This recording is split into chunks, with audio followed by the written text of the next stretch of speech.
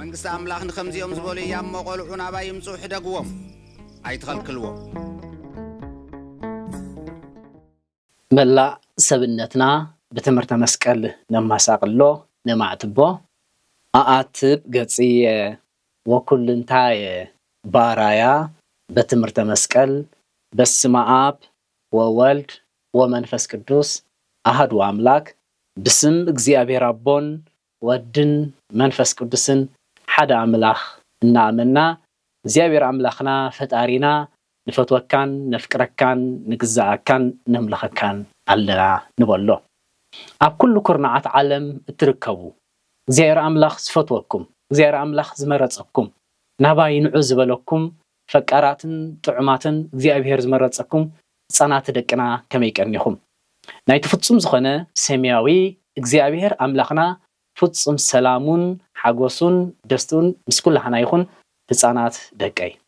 ሎሚ ከም ፈቃድ እግዚአብሔር ሓደ ትምህርቲ ብዛዕባ ንዓና ዝኸውን ትምህርቲ ክንመሃር ኢና እግዚአብሔር አምላኽና ኣብ ማእኸልና ሃልዩ ምስጢሩ ጥበቡ ይግለጸልና ኩልኩም ድማ ጽኒልኩም ስምዑ እግዚአብሔር አምላኽ ሰምዕ ዝኾነ ልቦና ያዕድለና ከም ፈቃድ እግዚአብሔር ሎሚ እንመሃረሉ አርእስተ ትምህርትና ድማ ህፃናትን ጾም ኣርባዓን ዝብል ክኸውን እዩ እንታይ ለዞም ደቀይ ህፃናትን ጾም ኣርባዓን ሕጂ ዝኣቱ ዘሎ ጾም እንታይ ጾም ኣርባዓ ዓብይ ጾም ይበሃል ጾም ኣርባዓ ይበሃል እዚ ጾም እዚ ጎይታናን አምላኽናን መድሓኒናን ኢየሱስ ክርስቶስ ዝጾሞ ጎይታናን አምላኽናን መድሓኒናን ኢየሱስ ክርስቶስ ድማ ክንጾሞ ዝኣዘዘና ጾም እዩ ኣብዚ ጾም እዚ ንሕና ህፃናት እንታይ ኢና ክንገብር ዘለና ዝብል ትምህርቲ ኢና ንርኢ ስለዚ ኣርእስቲ ትምህርትና እንታይ ዝብል ክኸውን እዩ ህፃናትን ጾም ኣርባዓን ፈቃድ እግዚአብሔር ናብ ትምህርትና ክንኣቱ ኢና እሺ ዞም ደቀይ ህፃናትን ጾም ኣርባዓን እዚ ትምህርቲ እዚ ክንመሃር ከለና ቅድሚ ዝኣገረ መጀመርታ ክንፈልጦ ዝግባአና ጾም እንታይ ማለት እዩ ጾም ማለት ምሕላው ምቁጣብ ምክልኻል ማለት እዩ እንታይ ለዞም ደቀይ ጾም ማለት ምሕላው ትሕሎ ካብ ምንታይ ትሕሎ ካብቲ እግዚአብሔር አምላኽና ዝኣዘዘና እዝን ከምዝን ከይትገብሩ ዝበለና ካብኡ እንታይ ንገብር ንሕሎ በኻልኣይከ ምክልኻል ካብ ምንታይ ኢና ንከላኸል ካብቲ እግዚአብሔር አምላኽና ከምዝን ከይትገብሩ ከይትሰርሑ ከምዝ ግበሩ ዝበለና ነቲ እግዚአብሔር አምላኽና ዝኸልክለና ካብኡ ምክልኻል ምቁጣብከ ካብቲ እግዚአብሔር አምላኽና እዚ ከይትሰርሕዎ እዚ ከይትገብርዎ ዝበለና ካብኡ ብምቁጣብ ስለዚ ጾም ማለት ምሕላው ምክልኻል ምቁጣብ ማለት እዩ ህፃናት ደቀይ ኣብዚ ጾም እዚ ክንጾም ከለና ክንርድኦ ዘለና ኣብ እምሮና እንታይ ጾም ማለት ምሕላው ምክልኻል ምቁጣብ ክንጾም ከለና ቅድሚ መጀመርታ ክንፈልጦ ዘለና እዚ እዩ እሺ ትርጉም ጾም እዚ ካብ ኮነ ስለምንታይ ኢና ንሕና ህፃናት ደቅና ከዓ ምስቶም ዓበይቲ ብሓንሳብ ኮንኩም ወይ ድማ ምሳና ኮንኩም እትጾሙ ስለምንታይ ኢና ንጾም ዞም ደቀይ እግዚአብሔር አምላኽ ስለዝኣዘዘና እግዚአብሔር አምላኽ ማለት ፈጣሪና አምላኽና ገዛኢና ዝፈትወና ካብ ኩሉ ክፉእ ነገር ዝሕልወና ጽቡቕ ዝበና ስለዚ እግዚአብሔር አምላኽ ከምዚ ካፈተወና ካብ ፍቀረና ኩሉ ንደልዮ ዝህበና ካብ ኮነ እሱ ዝኣዘዘና ከዓ ክንፍጽም ኣለና ስለዚ ክንጾም ከለና ንምንታይ ዕላማ ንጾም ኣለና እግዚአብሔር አምላኽ ስለዝኣዘዘና ብተቀዳማይ ካልኣይካ ጎይታናን አምላኽናን መድሓኒናን ኢየሱስ ክርስቶስ ዝጾሞ ጾም ንዕኡ ክንመስል ከምቲ እግዚአብሔር አምላኽና ቅዱስ ዝኾነ ንሕና ከዓ ቅዱሳት ከምቲ እግዚአብሔር አምላኽና ፈቃር ዝኾነ ፈቃራት ከምቲ እግዚአብሔር አምላኽና ጥዑም ዝኾነ ጥዑማት ክንከውን ንደሊ እግዚአብሔር አምላኽና ከዓ ጾም እዩ ስለዚ አምላኽና ዝጾሞ ጾም ንሕና ከዓ እንታይ ክንገብር ኣለና ክንጾም ኣለና እግዚአብሔር ፈቃር እዩ ነፍቅር እግዚአብሔር ጥዑም እዩ ጥዑማት ንኸውን እግዚአብሔር አምላኽ ኣብ ቤተክርስቲያን ንዑልና ንኸዶ ናባይ ሙጽኢልና ንመጾ ስለዚ ጾም ኢልና ካብ ጾምና ንሱ ከዓ ስለዝጾመ ከዓ ንጸውም ኣብዚ ሓደ ነገር ክነግረኩም ህፃናት ደቀይ ባባን ንማማን ንፈትዎም ኢና ሓቀምሽ ባባን ማማን ይጾሙ ዳ ይጾሙን ጾም ኣርባዓ ይጾሙ ሓቀይ ኣዋ ሕጂ ባባን ማማን ንእግዚአብሔር ስለዝፈትውዎ ንእግዚአብሔር አምላኽ ስለዝእዘዝዎ ንእግዚአብሔር አምላኽ ስለዘኽብርዎ ንእግዚአብሔር አምላኽ ስለዘምልኽዎ እቲ አምላኾም ዝኣዘዞም እንታይ ገብሩ ይፍጽምዎ ይጾሙ ከምቲ ንባባን ንማማን ንሕና እንፈትዎም ባባን ማማን ድማ ንእግዚአብሔር ይፈትውዎ ንእግዚአብሔር ስለ ዝፈትዎ ከዓ ጎይታና ጸሚኡ ኣምላኽና ጸሚኡ ጽሙይ ኣዚዝና ብምባል ይጾሙ ስለዚ ንባባን ንማማን ንፈትኻ ኮና ከምቲ ባባን ማማን ንእግዚአብሔር ኣምላኽ ሰሚዖም ዝጾሙ ንሕና ከዓ ምስ ባባን ማማን ኮይና ክንጾም ግባአና ህፃናት ደቀይ ከይትርስዕዋ ስለምንታይና ንጸውም ቀዳማይ ትእዛዝ እግዚአብሔር ኣምላኽና ስለ ዝኾነ እግዚአብሔር ኣምላኽና ጽሙ ኢሉ ስለ ዝኣዘዘና እግዚአብሔር ዝኣዘዘካ ካንታ ክትገብረለካ ክትፍጽመለካ ሓደ ካላይካ ባዕሉ እግዚአብሔር ኣምላኽና ስለ ዝጾሞ ስለ ዝጾሞ ከምታ ኣምላኽና ጾሞ ንሕና ከዓ ንጸውም ታሳልሳይካ እንታይ ኢልና ከምቲ ወለድና ንፈትዎም እቶም ወለድና ከዓ ንእግዚአብሔር ስለ ዝፈትዎ ንእግዚአብሔር ስለ ዝፈትዎ ተኣምላኾም ፈጣሪኦም ዝኣዘዞም ዝገብሩ ንሕና ድማ ምስ ባባን ማማን ኮይና ከዓ ንኣምላኽ ከዓ ብግብሪ ከም ንፈትዎ ነርእየሉ ማለት እዩ ስለዚ ጾም ትርጉሙ ተማሂርና ንምንታይ ዕላማ ንጾም ተማሂርና ሽዑ ብሳልሳይ ደረጃ ንሪኦ ከዓ ካብ ምንታይ ኢና ንጸውም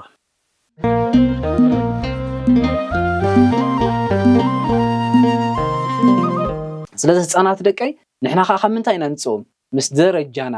ምስ ዓቕምና ምሳና ዝኸይድ ኣምላኽና ዝኣዘዘና ጾም ኢና ንጾሞ ንብሎ ካብ ምንታይ ኢና ንጸውም ካብ ጸባ ውፅኢት ዝተሰርሑ ብዙሓት ዓይነታት ከም በዓል ርግኦ ስጋ ኩሉ ዓይነት ስጋ ኩሉ ስጋ ዓሳ ይኹን ስጋ በጊዕ ይኹን ስጋ ደርሆ ቺክን ይኹን ኩሉ ከምዚታት ናይ ስጋ ዝኣመሰለ እንታይ ንገብር ንጾሞ ኣይንበልዕን ካብዚ ናይ ጾም ነገር ስጋ ማለት እዩ ጸባ ከዓ ኣይስተኒ እንደገና እቲ ንበልዑ ንሰትዮን ከዓ ካብ ጸባ ዝተሰርሐ ክኸውን የብሉን ካብ ሚት ስጋ ከዓ ዝተሰርሐ ክኸውን የብሉን ኣብነት ሕጂ ቾኮሌት ቢስኩት ካራሜላታት ካብ ምንታይ ይስርሑ ገሊኦም ጸባ ይኣትዎም ሓቂምሽ ስለዚ ጸባ ዝኣትዎ ዘበለ ቢስኮት ክኸውን ይኽእል ቾኮሌት ክኸውን ይኽእል ካራሜላ ክኸውን ይኽእል እዚ እንታይ ንገብሮ ኢና ኣብ እዋን ጾም ኣይንበልዖን ጸባ ዝኣትዎ ስለ ዝኾነ ካብ ስጋ ዝተሰርሑ ከዓ ስጋ ዓሳ ክኸውን ይኽእል ስጋ በጊዕ ክኸውን ይኽእል ስጋ ናይ ላም ወይ ድማ ናይ ብዕራይ ክኸውን ይኽእል ከምኡ ድማ ስጋ ናይ ምንታይ ተወሳኻ ክንርስዓ ዘይብልና ከዓ ናይ ደርሆ ቺክን ካብ ከምዚ ከዓ ኣይንበለን ስለምንታይ ኣምላኽና ስለ ዝኣዘዘና ካብ ጸባን ውፅኢት ጸባን ካብ ስጋት ውፅኢት ስጋን ዝኣመሰሉ ኣብ እዋን ጾም ከይትበልዒሉ ንግዚኡ እግዚአብሔር ኣምላኽ ጾም ስለ ዝኣወጀልና ስለዚ እንታይ ንምሃር ኣለና ጾም እንታይ ማለት ኢለኩም ከይትርስዕዋ ምክልኻል ምሕላው ምቁጣብ ምንጾም ከለና ንከላኸል ካብ ምንታይ ካብቶም ክብልዑ ዘይግባአና እንደገና ድማ ንሕሎ ካብ ምንታይ ካብዞም ዝተገልጹ ነገራት ኣይንበልዖምን ንቁጠብ ካብዞም ኣቐዲሞም ተገሊጾም ዘለዉ ኣይንለኽፎምን ኣይንበልዖምን ስለምንታይ ኢና ንጾም ኢልና ነርና ንእግዚአብሔር ስለ ንፈቱ ትእዛዝ ኣምላኽና ስለ ዝኾነ እግዚአብሔር ስለ ዝጾመ ባባን ማማን ንኣምላኽ መግለፂ ፍቕሮም ስለ ዝጾሙ ንሕና ከዓ ምስ ባባን ምስ ማማን ምስ ኩሎም ኣሕዋትና ኮይና ከዓ ከምቲ ንሳቶም ንኣምላኽ ፈትዮም ዝጾምዎ ከምኡ ከዓ ንጸውም ሽዑ እንታይ ኢልና ኣለና ካብ ምንታይ ኢና ንጸውም ካብ ጸባን ውፅኢት ጸባን ካብ ስጋን ውፅኢት ስጋን ዝኣመሰሉ ካብዚኦም ኩሎም እንታይ ንገብር ኣይንበልዕን ኣይንሰትን ሽዑ ናይ መጨረሻ ትምህርትና እንታይ ኣብ እዋን ጾም 40 ዓብይ ጾም ንሕና ህፃናት ደቅና እንታይ ክንገብር ኣለና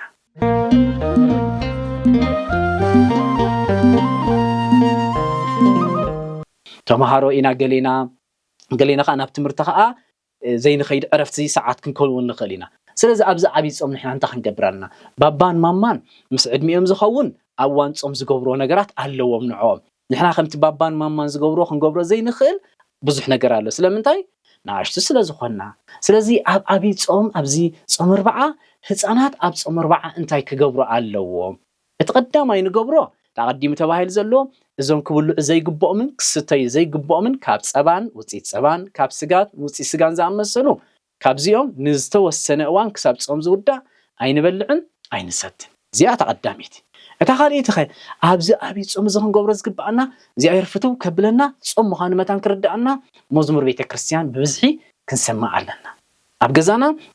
ደርፊ ጓይላ ካልኦት ዝኣመሰሉ ክውልዑ የብሎም ክንሰምዖም የብልናን ምክንያቱ ንጾም እንተደኣ ሃሊና ንኣምላኽ ንእዘዝ ኣለና ስለዚ ንኣምላኽ ከዓ ብመዝሙር ጌርና ከዓ እንታይ ንገብር ድምፁ ንሰምዕ ነመስግኖ ንምንታይ ኢና ተፈጢርና ህፃናት ደቀይ እስከልካኒ ጽቡቕ እንታይ ማለት ያ ንእግዚአብሔር ከነመስግን ንፍዓል ስለዚ ንእግዚአብሔር ከነመስግን ተኮይና ከዓ ክንዝምር ኣለና ምስ መን ኮይና ንዝምር መዝሙር ንውልዕ ምሽ ኣብቲ መዝሙር እንዳሰማዕና ሽዑ نحنا مسؤولنا خا نجزيابيهر بمزمر غيرنا نمسجن ابي صمراي وحجي كاب صبان وصيت صبان سغان غديفنا ناملاخنا خا بمنتاي نمسجننا بتبصم نمسجنو بتخا بمزمر غيرنا خا نجزيابيهر باخنبلو زي حنتيا كاليت خا ابز ابي صمر واحد صنات نغبرس غبانا هنت يالو اسكنغوروني نوفعت فليتكما نبيت كريستيان كنكيدالنا معناته تصوم ስለዘለና بفولي حجم ساملاخنا كنراخب ስለዘለና ابغزا ناملاك نرخبو نخلينا مش حقي ابغزا خان كصلوت تغبر كلخا زياده ግን حجي نبيت كساينا كيزنا ابيتيسان كيدنا او تنبركيخنا افتي فيتنا እግዚአብሔር አምላክ ዝግለጸሉ ቤቱ ኮይና እንታይ ንብል እግዚአብሔር አምላክ አቦይ ጸይሞለሁ ጻሞይ ተቀበለለይ እግዚአብሔር አምላክ አቦይ ፈትወካ ይፍተወኒ ባርኸኒ ቀድሰኒ ለኻ ፍቲ ቤት ክርስቲያን ከይና እንታይ ንገብር ጸሎት ነብጽሕ ጸሎት ጥራይ ግን አይኮነን አብዚ አቢጾም ቅዱስ ቁርባን ክንወስዳለና ህፃናት ደቀይ ባባን ማማን ሰርሖ መግብ ንበላ አይንበለ ተበልዶ ነውፋት እጂ ማማ ስለትፈትወና ጽቡቅ መግብ ጌራ ከሽና ምሳበትና ንበልዖ ምዝተኸአ ምሰትየምሽ እግዚአብሔር ካ ስለዝፈትወና ኸአ አፍቲ ቤት መቅደስ ካ አንተ ያዳሊልናሎ ዝብላ አንስተን ካብ ሰማያዊ ዝኾነ ጥዑም ዝኾነ ዝቅድሰና ከምቲ ካብ ገዛና ንበልዖ ንሰትዮን ኣብ ቤተክርስቲያን ካ ዝብላ አንስተናሎ እንታይ ንስስ ክንገሩኒ ነውፋት እግዚአብሔር ዘሃበና ቅዱስ ስጉኡን ደሞን ስለዚህ አብዛ አቢጾም ታንገብራለና ቅዱስ ቁርባን ክንካፈል ክንወስዳልና ማማ ቅዱስ ቁርባን ክወስድ ባባን ቤተክርስቲያን ወሰደን ቅዱስ ቁርባን ክወስድ ብምባል አብዛ አቢጾም እስክንገሩን ሕጂ እንታይ ኢለኩም ቀዳሜት ታንገብራለና ኢለኩም እስክንገሩኒ ክንጾማለና ነውፋት ካለይትኸ ቤተክርስቲያን ክንከይዳለና ክልተ ሳልሰይትኸ መዝሙር ክንሰማዓለና ከነመስግን ራብዒትኸ ክቡር ስጋ ክርስቶስን ክቡር ደም ክርስቶስን ቅዱስ ቁርባን ማለት እዩ ክንወስዳለና ሽዑ እዚ ሁሉ እንዳገበርና ካሽዑ ሓንቲ ነገር ከዓ ትወሰኻለሃና እንታይ ፊልም ናይ ቅዱሳን ክንረለና እዚ ናይ ዓለም ፊልም ሕጂ አይረአኒ ዞም ደቀይ ሕጂ ዝርአ እንታይ ጾምና ስለዘና ምስ አምላኽ ብፉሊ ስለንራኸብ ዘና ብዛ አቢጾም ኣብዚ ዝርአ ከዓ ፊልምታት ኣሎ ንኣብነት ናይ ጎይታና አምላኽና መድሓኒናን ኢየሱስ ክርስቶስ ፊልም ኣሎ ናይ አባቡሸይ ዝበሃል ኣሎ ናይ ህፃን ጭርቆስ ኣሎ ናይ አበኖብ ኣሎ ህፃናት ስለዝኾንኩም ንዓኹም ዝምጥን ፊልምታት ኣሎ እዚ መንፈሳዊ ፊልም ክሪአልና ከለና ከዓ ሰጢልና እስኪ አቡነ ውሸይ እንታይ ይዝገብር ዘሎ እዚ ህፃን አቡነ ውሸይ እንታይ ይዝገብር ዘሎ ህፃን ጭርቆስ እንታይ ይዝገብር ዘሎ ኢልና ናይ ኩሎም ቅዱሳን ብዝግባ ታንገብራለና ክንሪአለና ሽዑኸ ሓንቲ ከተርፈና እቶም መንቢብና ንኽእል ጸሎት ንገብር ጸሎት ብምንታይ ዝብጻሕ ብእንግሊሽ ብጻሕ ብጣልያን ብጻሕ ብትግርኛ ብጻሕ ብዘለና ቋንቋ ዝተማሃርና ንፈልጦ ጸሎት ነብጽሕ ብፍላይ ነንብብ ተኾይና ከዓ ምንባብ ሕጂ ኣነ ሓንቲ ነገር ክእዞኩም የዘም ደቀይ ብፍላይ ከዓ እቶም ከተንብቡ ትኽእሉ ኣለኹም ደዘም ደቀይ ነውፋዓት ኣብዛ ጾም 4 መልእቲ ኩላ እንታይ ክትገብሩለኩም መሲልኩም ወንጌለ ማቴዎስ ዝበሃል መጽሓፍ ኩላ አንቢብኩም ክትድኡ ኣለኩም እንታይ ኢለ ወንጌለ ማቴዎስ ነውፋዓት እጂ ዛ ወንጌለ ማቴዎስ ኩላ ጾም 4 ጀሚራ ክሳብ ትውዳእ ከተንብቡ ኣለኩም ኩላ ቀሰይልኩም هد إلكم تنبوا أنت هر من باب زي تخلقكم كذا أنت كتجبروا إخو تجبروا إحنا قرنكم ده نماما كوف عبيلكم ويكان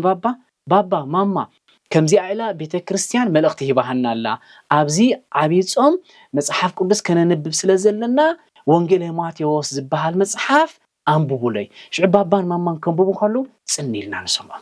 أنا خا كحجزوكمي إذا بملئت هالصلاة كا أبزا فيديو زي أخسدلكم زا مصحف وانجيل ماتيوس تبحال كله ببحدا معرف كير كسدلكم كساب شعوقن تحت قبر لكم نبابان نمامان هم أنبوا لنا شو بابا ماما كم بابو خلوا سني لنا نسمع أنا شو راح نحط حتىكمي إذا حتىكم تا مسنببكم ما مسودعكم ما أبزاني كومنت نبابا كم زي أجر كتصحف اللي نبقى شيء تولدته أنت يسكتوا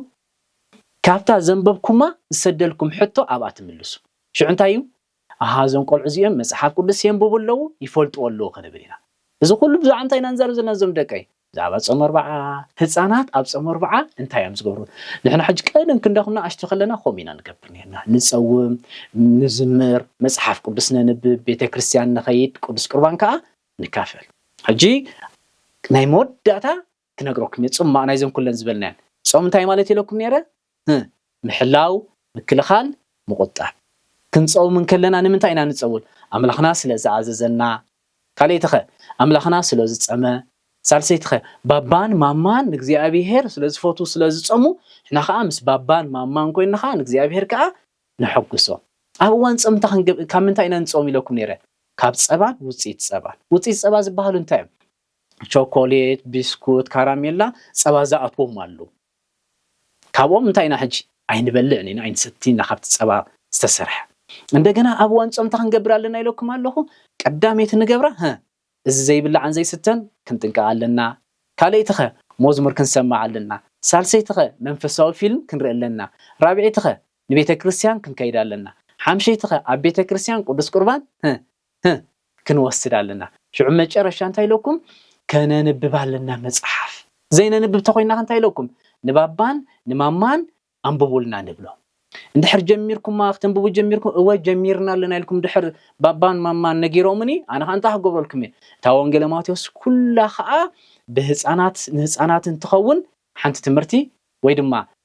ንህፃናት ትኸውን ኢለ ከዓ ብፍሉይ ወንጌል ማቴዎስ ከዓ ክሰደልኩም እየ ስለዚ ዝተምሃርናዮ ኣብ ልብና ሕድሮ ዞም ደቀይ እግዚአብሔር ኣምላኽ እዚ ጾም እዚ ንዓና ዝባርኽን ዝቅድስን ይግበረልና ጾምና ከዓ ጀሚርና ብሰላም ወዲእናዮ ኣብቲ ትንሳኤ ናይ ክርስቶስ ከዓ ብሰላም ከም ንበፅሕ ይግበረና ዞም ደቀይ ተረዲእኹም ኣለኹምሽ ንፍዓት እግዚአብሔር ኣምላኽ ይርዳእኹም እግዚአብሔር ኣምላኽ ይስማዕኹም እሺ ንሎሚ ትምህርትና ኣብዚ ወዲእና ኣለና ዝተምሃርናዮ ከይንርስእ ክብሪ ንእግዚአብሔር ኣምላኽና ድንግል ንዝኾነት ወላዲቱ ክቡር ንዝኾነ መስቀሉ አሜን